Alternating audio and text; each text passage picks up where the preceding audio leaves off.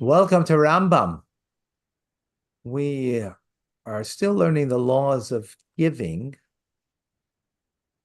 And today we learn chapter 1 of Bikurim, the first fruits. The first fruits. Introduction. They contain 9 mitzvahs, 8 positive commandments, and 1 negative commandment. They are. So this is a very positive commandment. It's an 8-1. Yeah. Right. Usually it's a 3-2 negative. To set aside the first fruits and bring them to Jerusalem. For the kohen not to eat the first fruits outside of Jerusalem, to read the declaration when bringing them, to separate challah and give it to the kohen, to give the kohen the foreleg, the jaw, the maw, and the animals slaughtered, to give him the first shearings of one's flocks, to redeem one's firstborn son and give the money to the kohen, to redeem one's firstling donkey and give a lamb or a kid to the kohen, to add the first donkey as it does not desire to be redeemed. These mitzvahs are plainly in ensuing chapters. Okay, there are 24 presents, gifts, that are given to the kohen. All of them are explicitly mentioned in the Torah. A covenant was established with Aaron over them, right? We just had that. You remember where? In Parshas Korach, when Korach fought against having the right for the priesthood, for the Kohen Gadol, right? Why should Aaron get it? Why should Moshe and Aaron get the 2 top jobs, right? So it was over there. A covenant was established over all of them. Any Kohen who does not acknowledge them does not have a portion in the priesthood, and he is not given any of these presents. Okay. I don't know. Good question.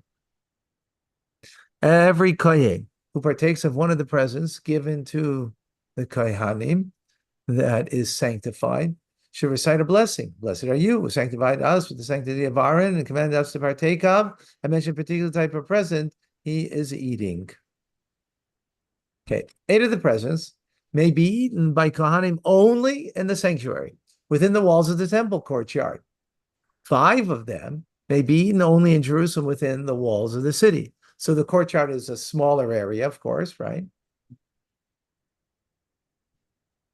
Hold on. Pictures.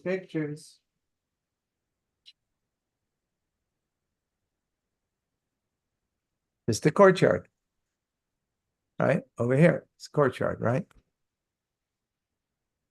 Well, no, actually, it's beyond here. I'm sorry. No. Courtyard is beyond. No, this is in the sanctuary. This is the courtyard to the sanctuary. It's outside here. Okay.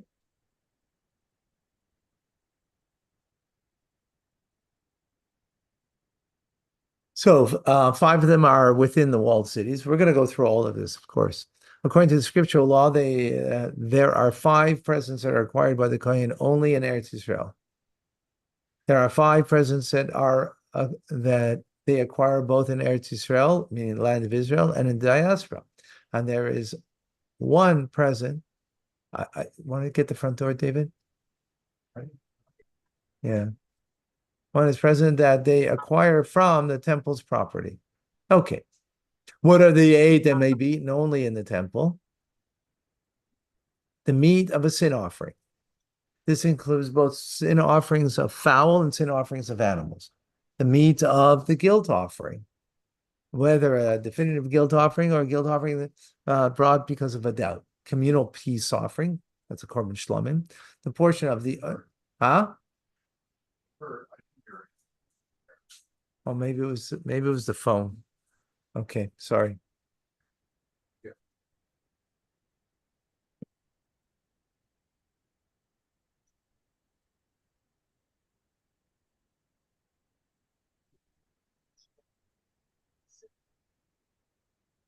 Portion of the Omer offering that remains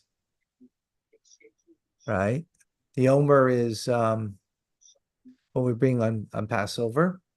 The portion of the Israelites' meal offering that remains, because part of it's put on the altar, part of it they eat, right? That's a meal offering, meaning made from flour and oil. The 2 loaves offered on Shavuos, the showbread, which is on the table that was in the holies, right? Every Shabbos it would be all these things we're going to go through, and the log of oil brought by the Mitzvah. Mitzvah is bringing an offering that is to atone for atonement for them. All of these may be eaten only in the temple. Okay. What are the 5 that are eaten only in Jerusalem? The breast and the leg of the peace offering, the portion granted to the Kohanim from the Thanksgiving offering, Korban Shlomim, right? A portion granted to the Kohanim from the ram brought by the Nazarite when he brings his sacrifices, and the firstborn of a kosher animal.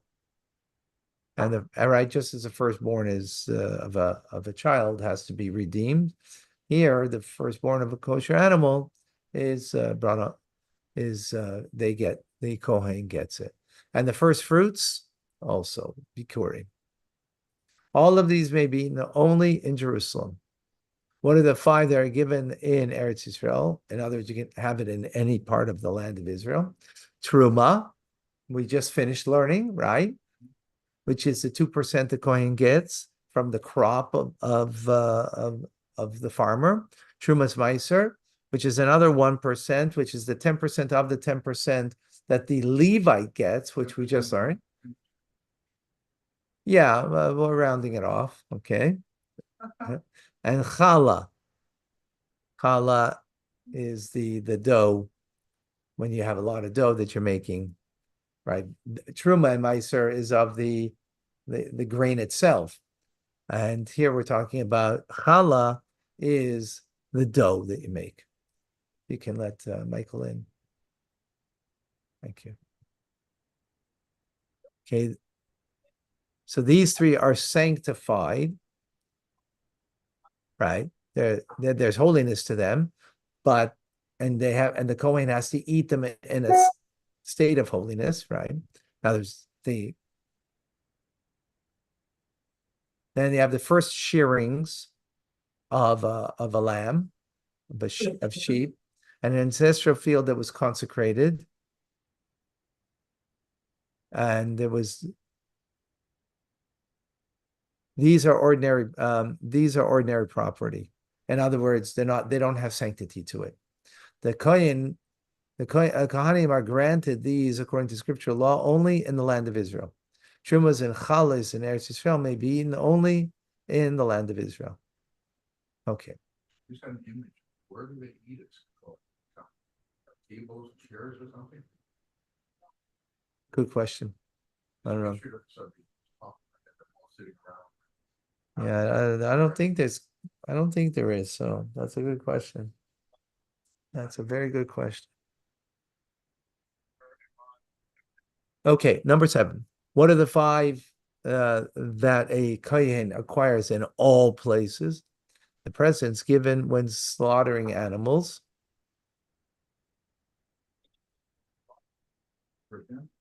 The foreleg and the jaw and the maw. We'll see that later.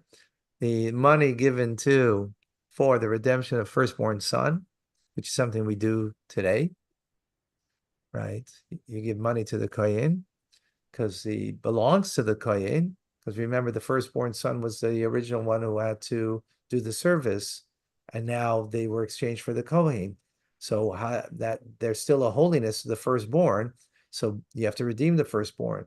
So you give 5 selah. Well, we're going to learn about this. It's not a collateral. Oh, there's still a holiness. There's still a holiness, inborn holiness to the firstborn, that therefore you have to redeem them. Anyway, we're going to learn more about it when the time comes. The lamb given for the redemption of the firstborn donkey. So the Torah also says the firstborn donkey of all animals, a non-kosher animal, also has to be redeemed, but obviously you can't Well, not obviously, I shouldn't say that. But instead of you give a lamb in the place of the donkey. Property stolen from a convert who dies hairless, airless, not hairless. Right. There's a convert, is quite possible that they have no halachic relatives. So something was stolen from them, and there's no one, and they pass away. So who does it go to? So we go to the Kohen if there was no heirs to the. How can there be her? Well, because he had a family. He got married, he has children, and they become his heirs. But you can't go back. You can only go forward, right? And dedicated offerings, these 5 are ordinary property. Dedicated property means property that you dedicate to the holy temple, right? To the temple treasury. And in certain instances, it will come to the kohen when no one redeems it. Okay, number 8.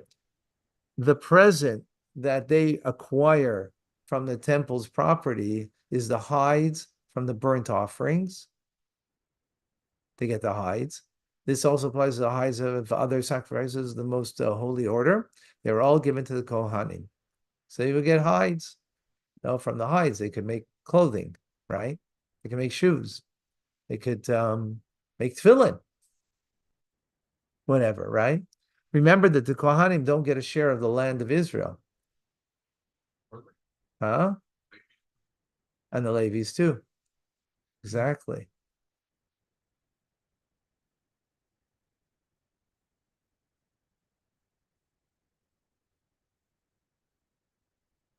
Okay, number 9. The 8 presents that may be eaten only in the sanctuary are all sacrifices, the most holy order.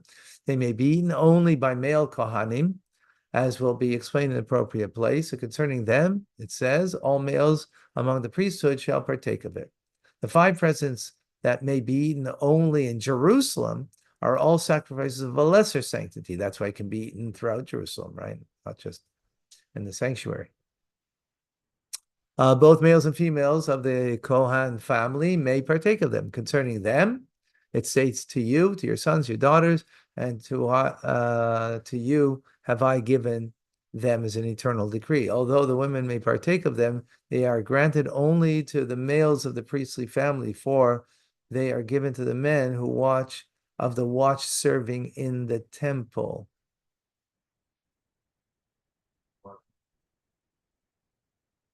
Hmm.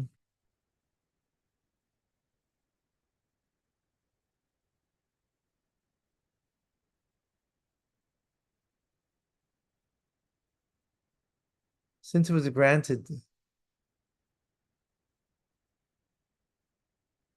right, and it's given to the male Kohen who's doing the service, right? He can share it with his family. Claims priestly family was allotted 24 watches. Each one was served in the temple for a week. During the week, its members had the rights to all sacrifices offered during that time. Right. Thank you.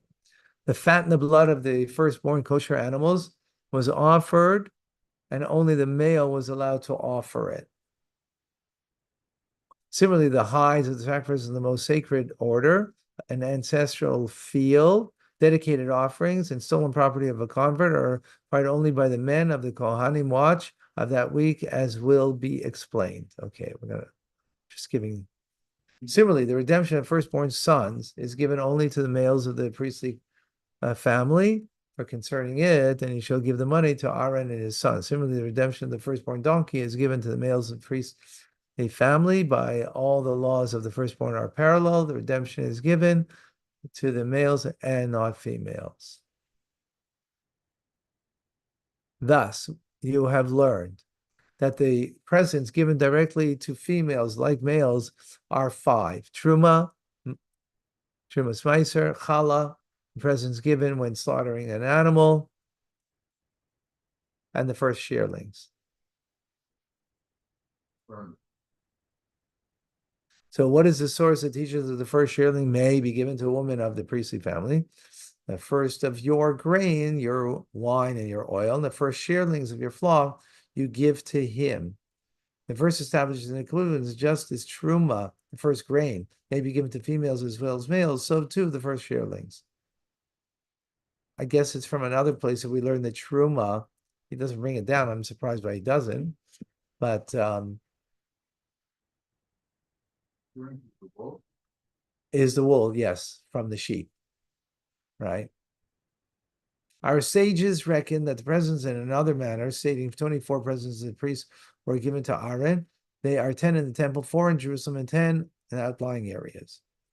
The 10 in the temple are the animal brought as a sin offering, fowl that is brought as a sin offering, the guilt offering brought because of a doubt, communal peace offering, the log of oil brought by Nazareth, 2 breads as a showbread, remnants of the meal offering, and the remnants of the Omer offering. I don't know why it's a repetition, this one. I already said this earlier. The poor in Jerusalem are the firstborn kosher animal, first fruits, a portion granted the priests, and the thanksgiving offering, and the portion granted to the Kohanim from the ram brought by the Nazarite and the hides of the sacrifices. The 10 of the outlying areas are the Trumas Meiser, Challah, first shearings, the presents given the slaughter of an animal, the redemption of the firstborn son, the redemption of the firstborn donkey, the field that was designated as a dedicated offering, an ancestral field, and stolen property of a convert. According, what? Yeah. According to this reckoning, all of the portions given to the Kohen from sacrifices of lesser sanctity are considered as one present. This includes the breast and the leg that is given to the Kohen in every peace offering, together with the bread that is given with them, if the peace offering was a Thanksgiving offering, and the foreleg given to the Kohen from the Nazarite's ram, with the bread given with it, and the breast and the leg. Since they are all peace offerings, all the portions given the priests are considered as one present. Yes. Yeah, good question. All the presents that are dependent on sacrifices will be explained in their appropriate places in the laws of sacrifice. Similarly, the laws pertaining to stolen property of a convert will be explained in Hilchos Gezela. We are already explained the laws governing the ancestral field and dedicated offerings of Hilchos Erechin. We did that. In the laws of Truma and Trumas Meiser and Hilchos Truma. We did that. In the present halachas, I will explain the laws of the priestly presents that are not dependent on sacrifices. The first fruits, challah, presents given when slaughtering an animal, the first shearlings, and the redemption of the firstborn, and the redemption of the firstborn donkey. See, because we did these things already, right? These things that we just mentioned didn't. Let's do just first halacha over here in chapter 2. It's a positive commandment to bring the first fruits to the temple.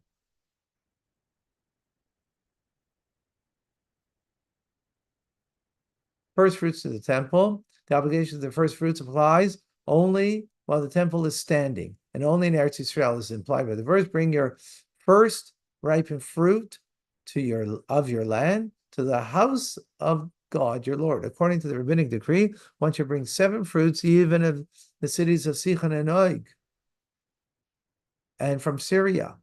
For a person who purchases land in Syria is like one who purchases in Jerusalem. We do not bring first fruits in the lands of Ammon and Moab and Babylon, even though they are liable for Truma and tithes according to rabbinic decrees. If one brings first fruits from the Asphalt, they are not considered as first fruits.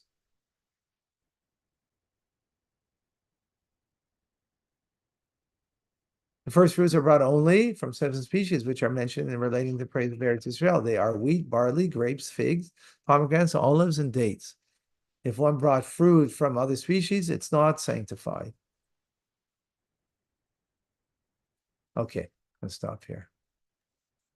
Thank you, Rabbi. All right, Fine. folks. Thank you, Rabbi.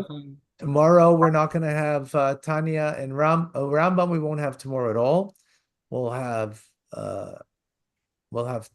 Tanya and Chumash. It'll be approximately 2:30, something like that. I'll put it out the exact schedule. Okay, so like 2:30, 3 o'clock. All right, thank you. Thanks, Rabbi.